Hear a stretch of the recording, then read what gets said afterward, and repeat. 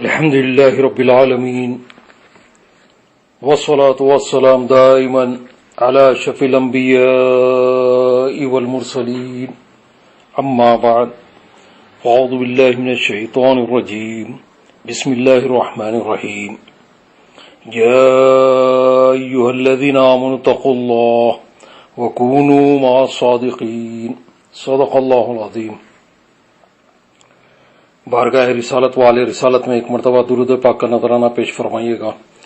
اللہم صلی علی سیدنا نبینا شفیعنا حبیبنا مولانا محمد وعلی آل محمد کما تحب و ترضی بان تصلوا علیہ صلاۃ و سلام علیک یا رسول اللہ صلاۃ و سلام علیک یا حبیب اللہ۔ یا ایھا الذین آمنوا اتقوا اللہ وکونوا مع الصادقین، اے ایمان والو تقوی وہ پرہیزگاری اختیار کرو، اللہ سے ڈرو، گناہوں سے بچو، منکرات سے بچو، سیئات سے بچو، اور سچوں کے ساتھ رہو، سچوں کی صحبت اختیار کرو، سچوں کے دامن سے وابستہ ہو جاؤ، جھوٹوں کا ساتھ چھوڑو، فریبیوں کا اور دھوکے بازوں سے دور رہو، بد مذہبوں سے دور رہو، بدعقیدہ عناصر سے دور رہو، ہمیشہ سچ کے ساتھ رہو، حق کے ساتھ رہو۔ یہ ایمان کی حفاظت اور تقوی کی حفاظت، عبادات کی حفاظت کا ذریعہ ہے۔ حضور نبی کریم صلی اللہ تعالی علیہ وسلم کی ولادت بسعادت مکہ معظمہ میں ہوئی۔ حضور نبی کریم صلی اللہ علیہ وسلم نے قوم کے سامنے لا الہ الا اللہ کا پیغام رکھنے سے پہلے اپنے کو سمجھایا اور اپنے کو منوایا۔ حضور نبی کریم صلی اللہ علیہ وسلم نے 40 سال تک خاموش اور مثالی زندگی گزاری، اور اس کے بعد فاران کی چوٹی سے اپنی قوم کو بلایا اور پوچھا کہ تم مجھ کو کیا سمجھتے ہو؟ 40 سال تک خاموش خدمات انجام دیے، اعلان نبوت نہیں فرمایا۔ اب یہاں پر اعلان ہو رہا ہے 40 برس کی عمر میں، اور قوم سے پوچھ رہے ہیں کہ تم مجھے کیا سمجھتے ہو؟ قوم سے پہلے اپنے آپ کو منوا لیا ہے۔ قوم نے کہا آپ صادق ہیں، آپ امین ہیں، آپ سچے ہیں، آپ امانت دار ہیں، امانت میں خیانت کا تصور نہیں اور جھوٹ بول ہی نہیں سکتے آپ۔ سب نے کہا یہ سچے ہیں، دیانت دار ہیں۔ الغرض قوم نے بہت تعریف کر دی۔ حضور نبی کریم صلی اللہ تعالی علیہ وسلم نے فرمایا کہ جب سچا سمجھتے ہو تو اگر میں یہ کہوں کہ اس پہاڑ کے پیچھے ایک لشکر ہے جو تمہیں تباہ کر دینا چاہتا ہے، میرے کہنے سے مانو گے؟ سب نے کہا کہ آپ کبھی جھوٹ نہیں بولتے، آپ کہیں گے تو ہم مان لیں گے۔ تو رسول اللہ صلی اللہ علیہ وسلم نے کیا فرمایا کہ جب میرے کہنے سے تم بن دیکھے لشکر کو مان رہے ہو تو میرے ہی کہنے سے بے دیکھے خدا کو مانو۔ اب جس خدا کو نہیں دیکھے ہو میرے کہنے سے مان لو۔ قولوا لا الہ الا اللہ تفلحوا، کہو لا الہ الا اللہ اور نجات پاؤ۔ اب رسول اللہ صلی اللہ علیہ وسلم نے 40 برس کی عمر میں کلمہ طیبہ کی دعوت فرمائی، اعلان نبوت فرمایا۔ اب قوم جو کل تک آپ کو صادق کہتی تھی، امین کہتی تھی، وہ قوم اب آپ کی مخالفت پر آ گئی۔ اب چاروں طرف سے پتھراؤ شروع ہو گیا، پتھر برس رہے ہیں، راستے میں کانٹے بچھائے جا رہے ہیں، بدن مبارک پر کچرا ڈالا جا رہا ہے، اذیتیں پہنچائی جا رہی ہیں، تکلیفیں برداشت کرنا پڑ رہا ہے، مسائل و مصائب مشاکل پیش آ رہے ہیں۔ حضور نبی کریم صلی اللہ علیہ وسلم پر تکالیف ڈالے جا رہے ہیں،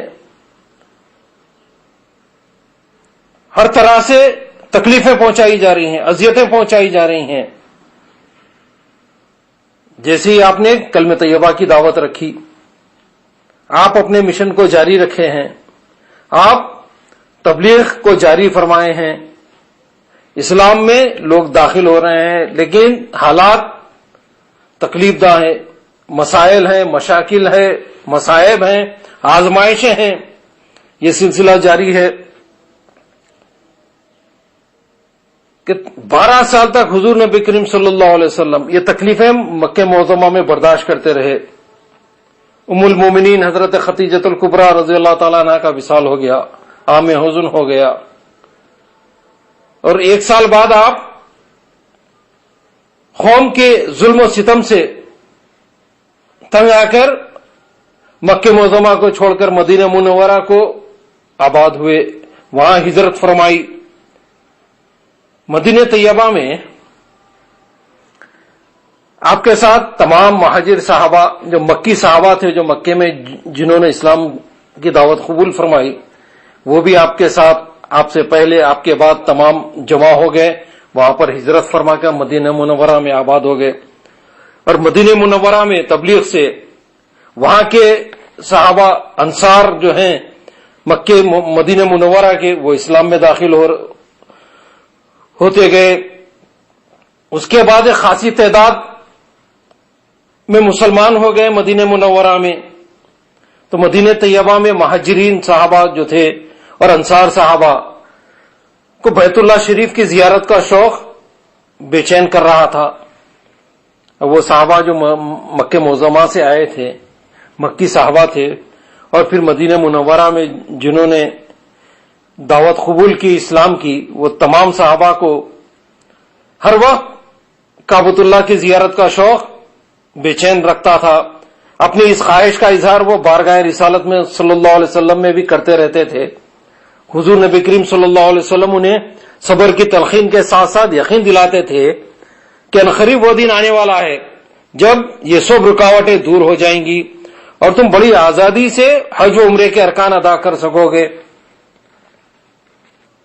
اسلام کا غلبہ ہوگا، رفتہ رفتہ اسلام پھیلتا جائے گا، انشاءاللہ ایک دن ہم آسانی سے حج و عمرے کے ارکان ادا کریں گے۔ تو یکم ذی القعدہ کو حضور نبی کریم صلی اللہ علیہ وسلم کی قیادت میں عشاق کا یہ قافلہ سوئے حرم روانہ ہوا۔ اس کی تعداد جو تھی 1400 اور 1500 کے درمیان تھی۔ قریش کو جب حضور نبی کریم صلی اللہ علیہ وسلم کی روانگی کی اطلاع ملی تو ان کے دلوں میں وسوسے اور اندیشوں کے طوفان امنڈ آئے۔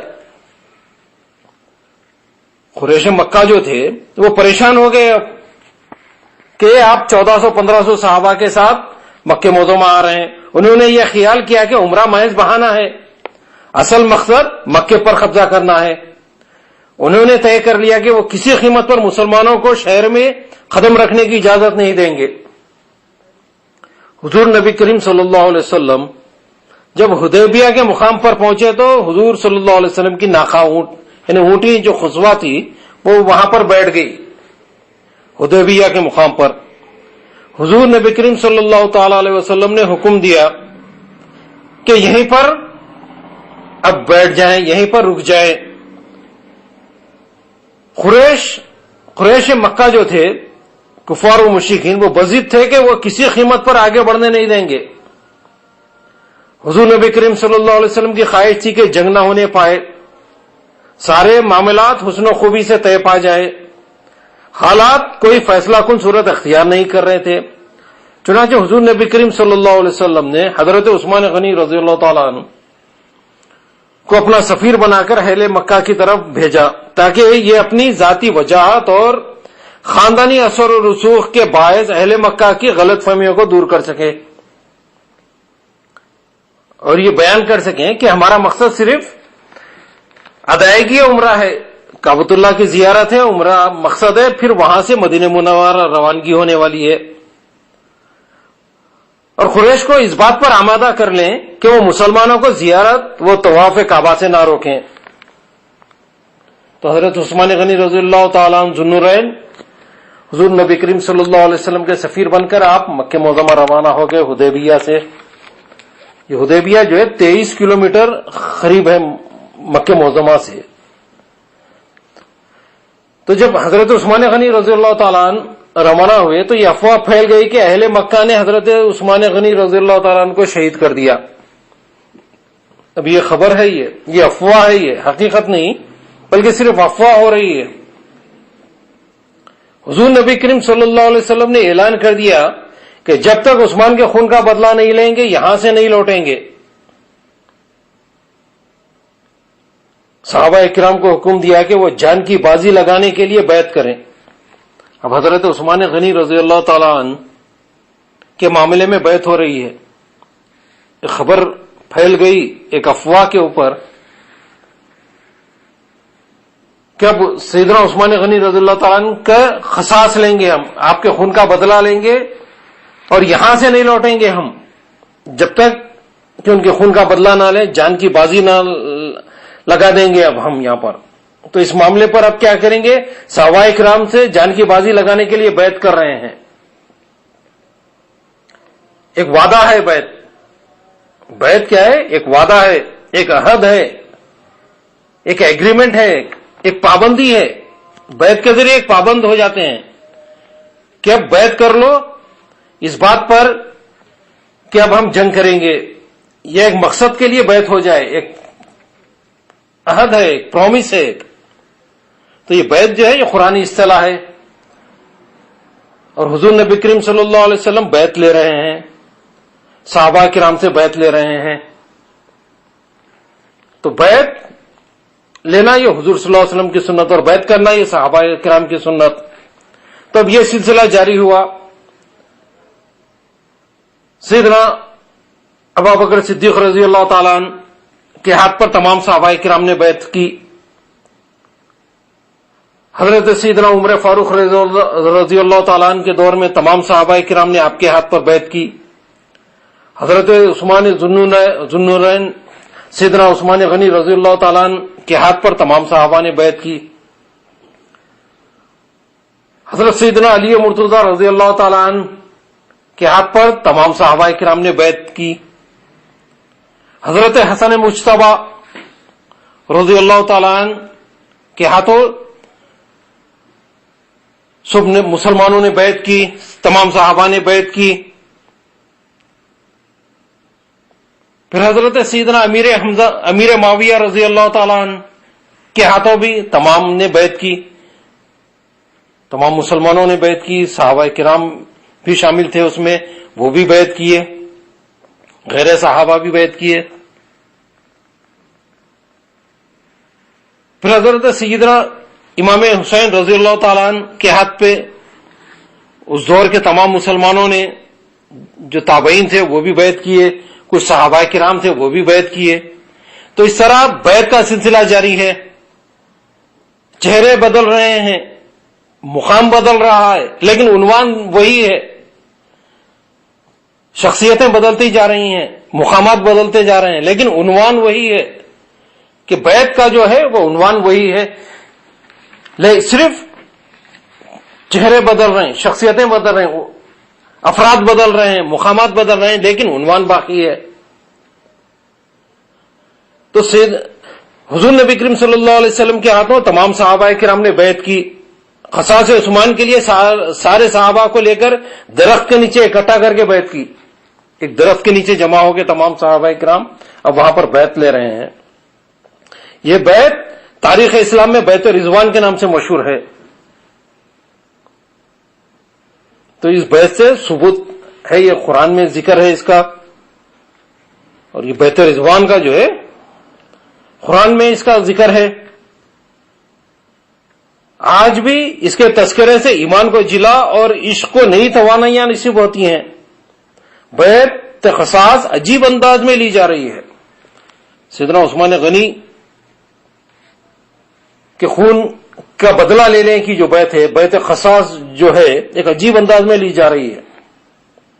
حضور نبی کریم صلی اللہ علیہ وسلم اپنے بائیں ہاتھ کے متعلق فرمایا، یعنی اپنے لیفٹ ہینڈ کو فرما رہے ہیں کہ یہ عثمان کا ہاتھ ہے، اور سیدھا ہاتھ اپنا ہاتھ ہے، اور دائیں ہاتھ کو اپنا ہاتھ فرمایا، اور رسول اللہ صلی اللہ علیہ وسلم نے دائیں ہاتھ پر بائیں ہاتھ رکھ کر بیعت لے رہے ہیں اور فرما رہے ہیں کہ میں خود عثمان کی طرف سے بیعت کرتا ہوں، خود اپنے ہاتھ پر۔ اب تمام سے بیعت لے رہے ہیں اور بائیں ہاتھ کو فرما رہے ہیں کہ عثمان کا ہاتھ ہے، اب ہاتھ پر ہاتھ رکھ کے بیعت لی جا رہی ہے، تو حضرت عثمان کی جانب سے بھی بیعت ہو رہی ہے۔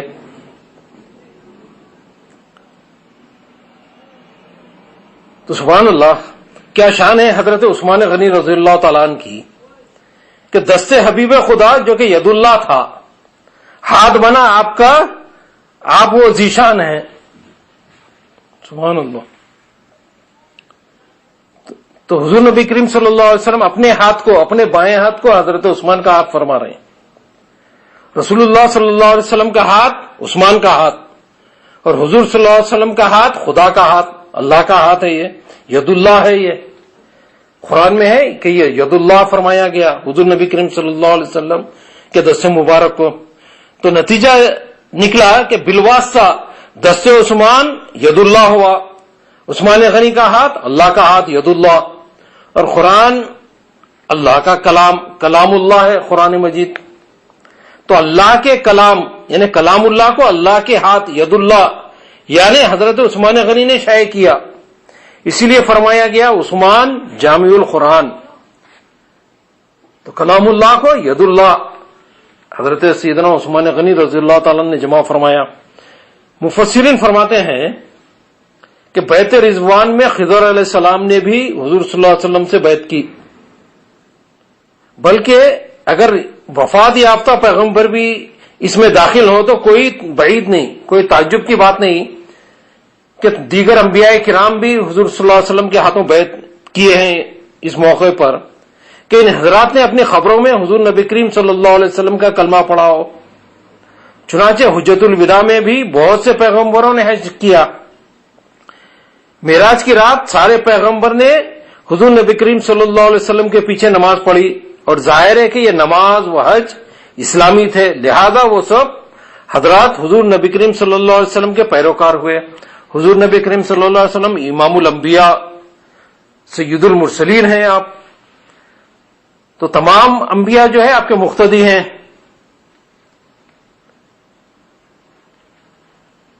تو یہاں پر ایک بات سمجھے کہ کوئی یہ وسوسہ بھی ڈال سکتا ہے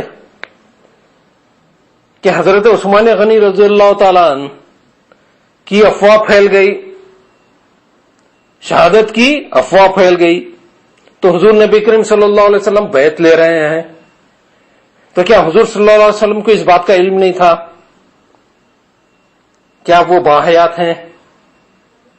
یہ وسوسہ آ سکتا ہے، یہ خیال ذہن میں ڈالا جا سکتا ہے. تو اس کا جواب یہ کہ حضور نبی کریم صلی اللہ علیہ وسلم کو اس بات کا علم ہے کہ حضرت عثمان باحیات ہیں، مکہ معظمہ میں باحیات ہیں، آپ کو اس بات کا علم ہے. لیکن حالات اور مواقع کے لحاظ سے آپ اس امکان کو اس خبر کی بنیاد پر بیعت لے رہے ہیں.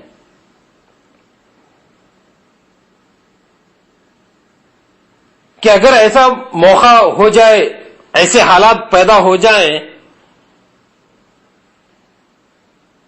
تو یہ کیفیت پیدا ہوگی کہ حضرت عثمان غنی رضی اللہ تعالیٰ عنہ کی اگر فی الواقع شہادت ہو جائے یا آپ کو نقصان پہنچانے کی کوشش کی جائے تو تمام صحابہ اس پر متفق ہو جائیں گے. تمام صحابہ سے اس بات کی بیعت لی جا رہی ہے کہ عثمان غنی رضی اللہ تعالیٰ عنہ کا ساتھ دینے کے لیے، کہ اگر جب کبھی ویسے حالات پیدا ہو جائیں تو اس بات کی بیعت لی جا رہی ہے کہ حضرت عثمان غنی رضی اللہ تعالیٰ عنہ کا ساتھ دیں. یہاں حضرت عثمان غنی رضی اللہ تعالیٰ عنہ کی عظمت کا اظہار ہو رہا ہے. تو وہ لوگ جو بارگاہ سیدنا عثمان غنی رضی اللہ تعالیٰ عنہ میں گستاخیاں کرتے ہیں، آپ کی توہین کرتے ہیں، وہ اپنے ایمان کا جائزہ لے لیں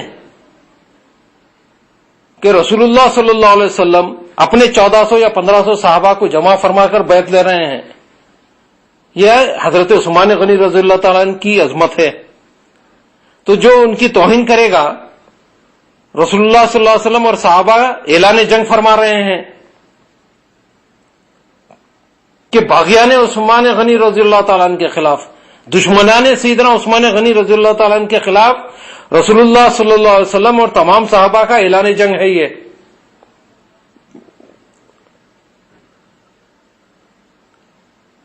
اور بعض مواقع جو ہیں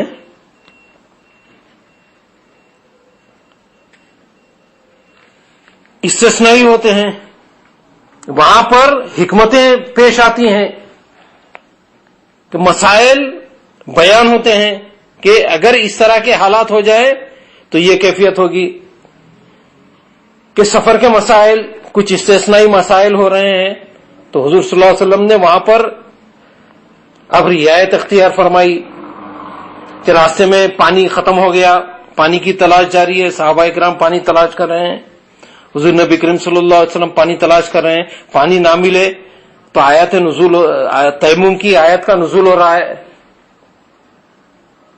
تو اگر حضور نبی کریم صلی اللہ علیہ وسلم اپنے ختم مبارک سے پانی جاری فرما دے،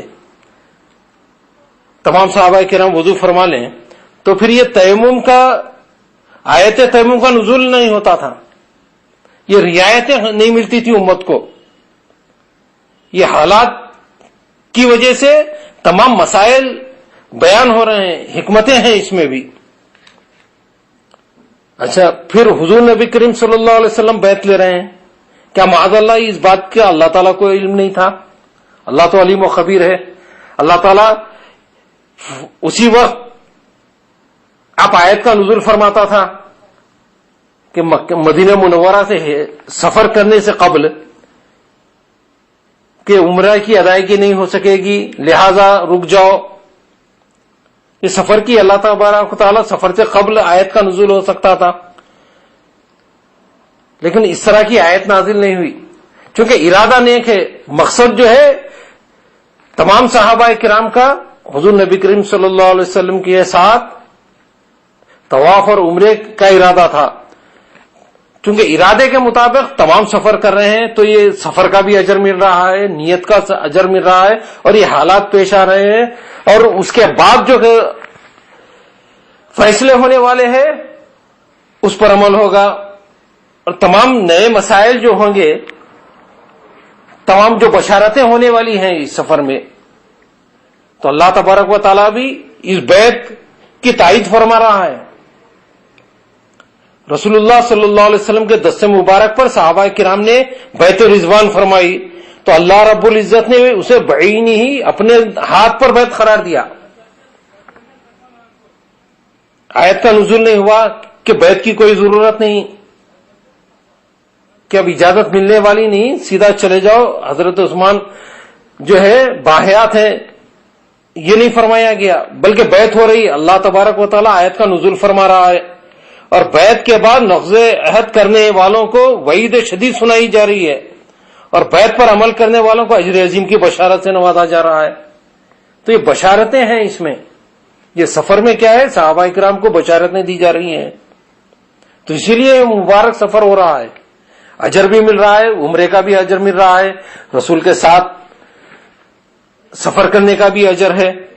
اللہ تبارک و تعالیٰ ارشاد فرماتا ہے، ان الذین یبایعونک انما یبایعون اللہ ید اللہ فوق ایدیہم فمن نکث فانما ینکث علی نفسہ ومن اوفی بما عاہد علیہ اللہ فسیؤتیہ اجرا عظیما۔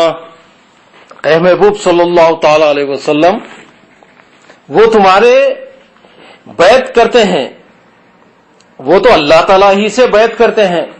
وہ لوگ جو آپ کے ہاتھ پر بیعت کر رہے ہیں وہ دراصل اللہ تعالیٰ کے ہاتھوں پر بیعت کر رہے ہیں، ان کے ہاتھوں پر اللہ تعالیٰ کا ہاتھ ہے، تو اس نے اپنے بڑے عہد کو توڑا، اور جس نے پورا کیا وہ عہد جو اس نے اللہ تعالیٰ سے کیا تھا، تو بہت جلد اللہ تعالیٰ اسے بڑا ثواب دے گا۔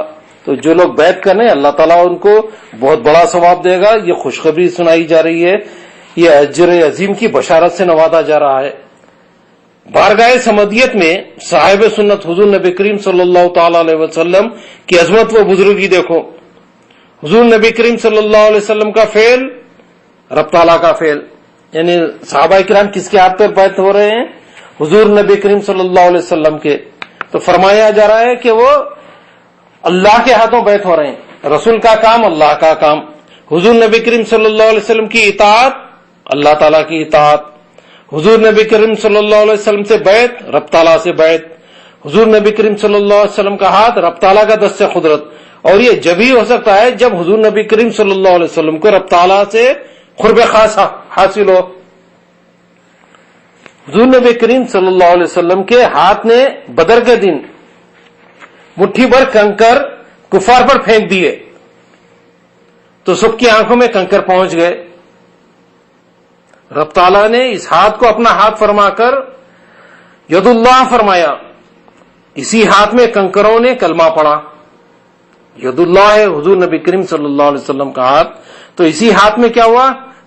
کنکروں نے کلمہ پڑھا، اور اسی ہاتھ کے اشارے سے سورج پلٹ گیا، اسی انگلی کے اشارے سے چاند شق ہو گیا، اسی ہاتھ میں کھانے کے لقموں نے تسبیح پڑھی۔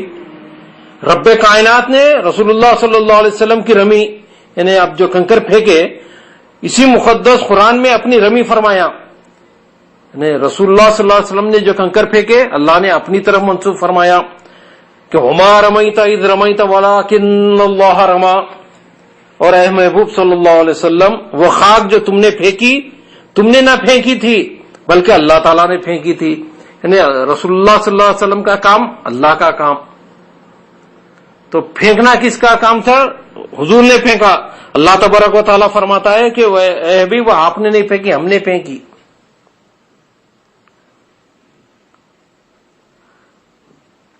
بیت رضوان کی اطلاع جب اہل مکہ کو ملی تو ان کے اوسان خطا ہو گئے کہ وہ جب جان چکے کہ 1400-1500 مسلمانوں کے ساتھ حضور نبی کریم صلی اللہ علیہ وسلم عمرے کے ارادے سے آئے ہیں تو وہ پریشان ہو گئے۔ جس ہٹ درمی کا آپ مظاہرہ کر رہے تھے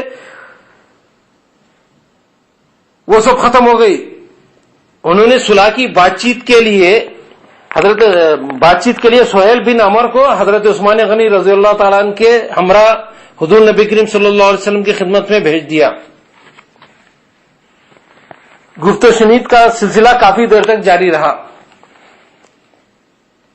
آخرکار ایک معاہدہ صلح طے پایا جس میں ایک شرط یہ تھی کہ حضور نبی کریم صلی اللہ علیہ وسلم اپنے صحابہ کے ساتھ عمرہ کیے بغیر امسال واپس چلے جائیں، البتہ آئندہ سال آ کر وہ عمرہ ادا کر سکیں گے۔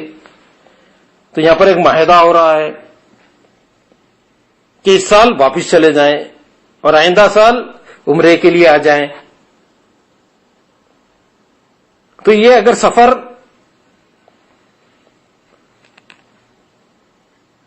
کے بعد کیا ہوا، ایک نئے مسائل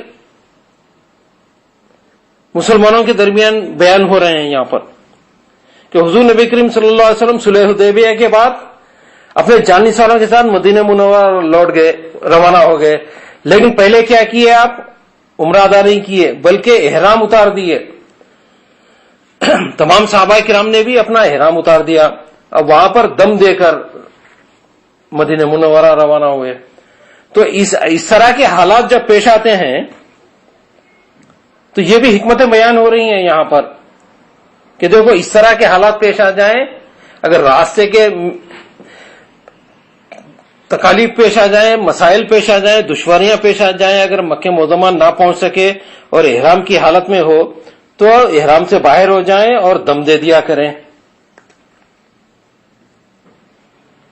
سیدنا عثمان غنی رضی اللہ تعالیٰ عنہ کا ادب ملاحظہ فرمائیے کہ رسول اللہ صلی اللہ علیہ وسلم نے بیت رضوان کے موقع پر مقام حدیبیہ میں قیام فرمایا اور حضرت عثمان غنی رضی اللہ تعالیٰ عنہ کو اپنا پیغام دے کر مکہ معظمہ بھیجا۔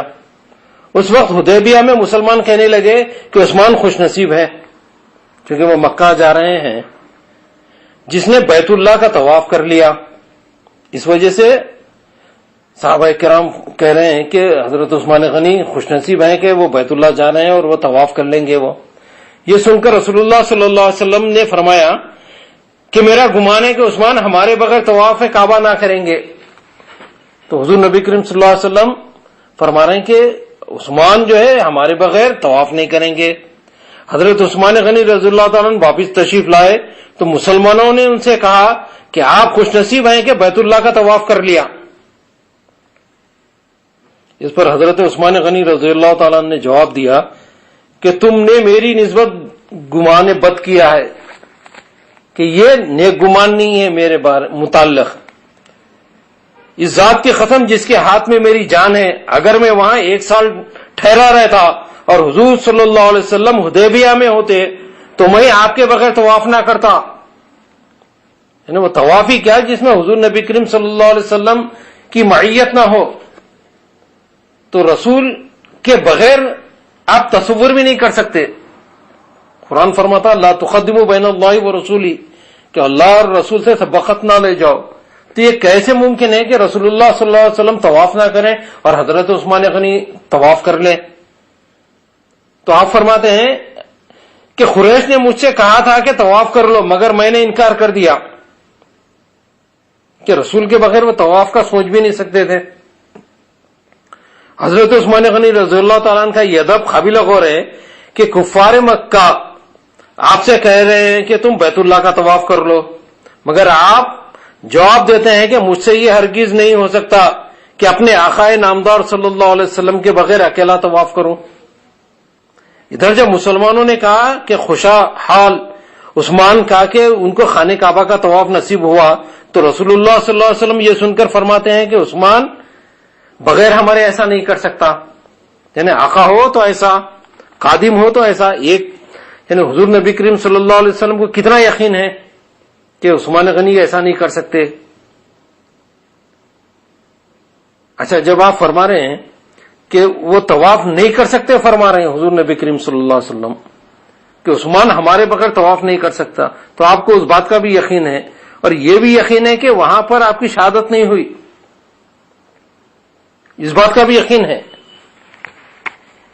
اس میں شک نہیں کہ تمام صحابہ کرام بادب تھے، مگر حضرت عثمان غنی رضی اللہ تعالی عنہ میں یہ خصوصیت تھی کیونکہ ان میں وصف حیا جو منشا ادب ہے سب سے زیادہ تھا. آپ نے جب سے رسول اللہ صلی اللہ علیہ وسلم سے بیعت کی اپنا دایاں ہاتھ کبھی اپنی شرمگاہ پر نہ رکھا. یہ آپ کا احتیاط تھا، آپ کا ادب تھا. تو یہ صحابہ کرام جو ہے حضور نبی کریم صلی اللہ علیہ وسلم کے ہاتھ پہ بیعت کیے ہیں، تو یہ بیعت جو ہے یہ سنت رسول ہے، سنت صحابہ ہے. تو یہ سچوں کے ساتھ ہونے کا اعلان ہے، یہ کہ تمام سچے ایک جگہ ہو جائیں، اور اس بات پر بیعت ہو رہی ہے. تو اللہ تعالیٰ ہم سب کو سچوں کے ساتھ صحبت عطا فرمائے، صالحین کی صحبت نصیب فرمائے، صادقین کی صحبت نصیب فرمائے. وآخر دعوانا ان الحمدللہ رب العالمین. سبحان ربک رب العزت عما یصفون والسلام علی المرسلین والحمدللہ رب العالمین.